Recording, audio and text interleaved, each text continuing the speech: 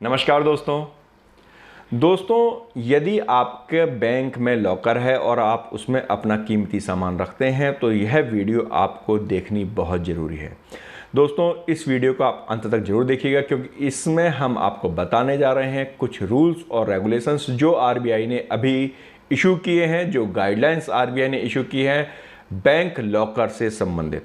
तो इस वीडियो को अंत तक देखना मत भूलिएगा और हमारे चैनल को लाइक, शेयर और सब्सक्राइब कीजिए और कमेंट बॉक्स में कमेंट डालना तो बिल्कुल भी ना भूलिए। दोस्तों, आरबीआई ने अभी अनाउंसमेंट की है एक नई बैंक लॉकर पॉलिसी की। ये जो लॉकर की पॉलिसी है वो 1 जनवरी 2022 से एप्लीकेबल हो जाएगी।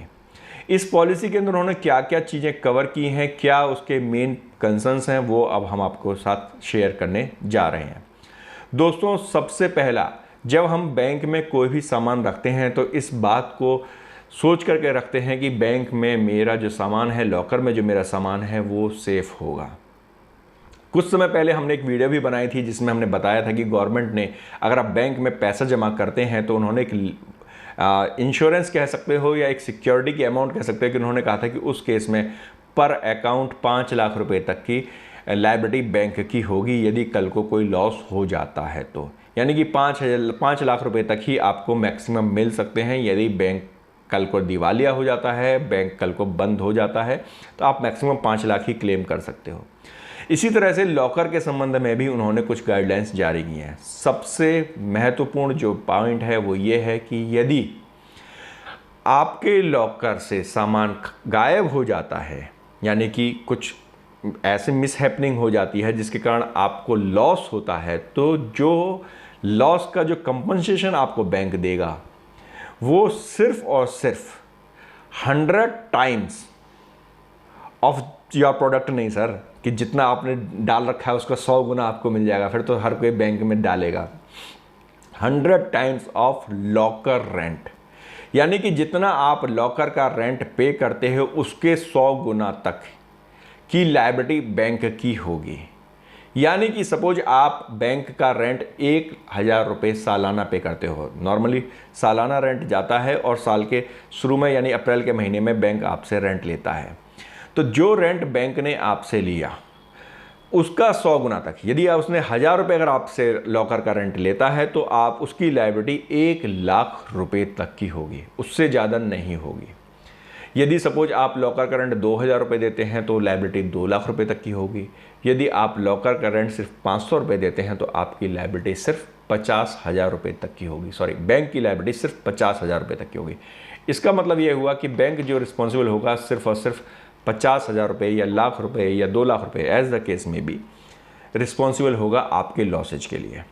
दूसरी बात, यदि अर्थक्वेक आ जाता है, तूफान आ जाता है, बिजली गिर जाती है, उस कारण से यदि लॉकर से आपका सामान चला जाता है, यानी कि तूफान आ गया, बैंक बह गया, सारा सामान चला गया, लॉकर भी चला गया, तो उस केस में आपको कोई भी कंपनसेशन नहीं मिलेगा।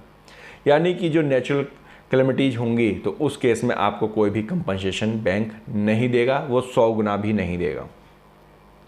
तो ये 100 टाइम्स आपको किस केस में मिलेगा? ये 100 टाइम्स मिलेगा यदि बैंक में आग लग जाती है, चोरी हो जाती है, डकैती हो जाती है, या उसके एम्प्लॉय ने फ्रॉड कर दिया, आपका लॉकर खोल लिया किसी डुप्लीकेट चाबी बनवा करके। तो जहाँ पर कि चोरी, डकैती या इस तरह की जो कंट्रोलेबल हो सकती थी, अगर सिक्योरिटी प्रॉपर होती तो वहाँ पे चोरी नहीं होती, वहाँ पे डकैती नहीं पड़ती, या आपके वहाँ के बैंक के एम्प्लॉय ने कोई इस तरह की चोरी नहीं कर ली, तो उस केस में ही आपको कंपनसेशन मिलेगा।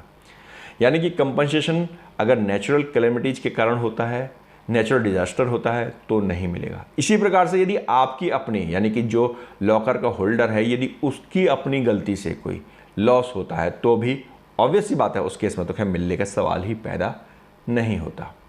दोस्तों, इसके अलावा एक और महत्वपूर्ण पॉइंट है जो आपको ध्यान देना होगा कि एक नया उन्होंने रूल बनाया है कि क्योंकि कई बार क्या होता है कि हम बैंक का लॉकर ले लेते हैं लेकिन जो कस्टमर है उसका रेंट नहीं पे करता।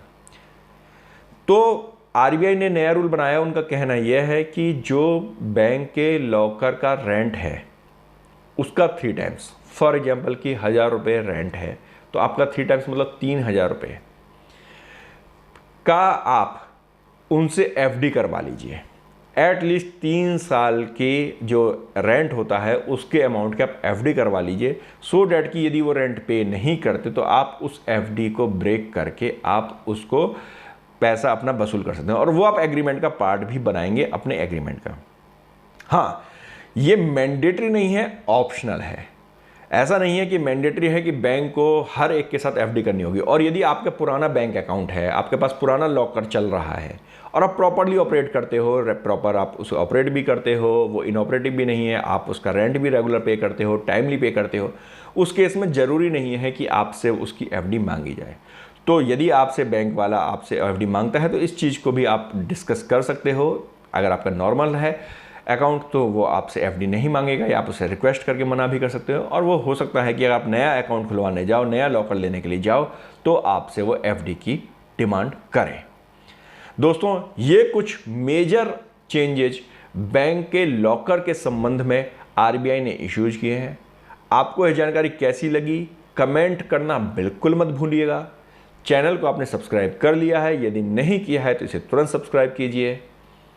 धन्यवाद।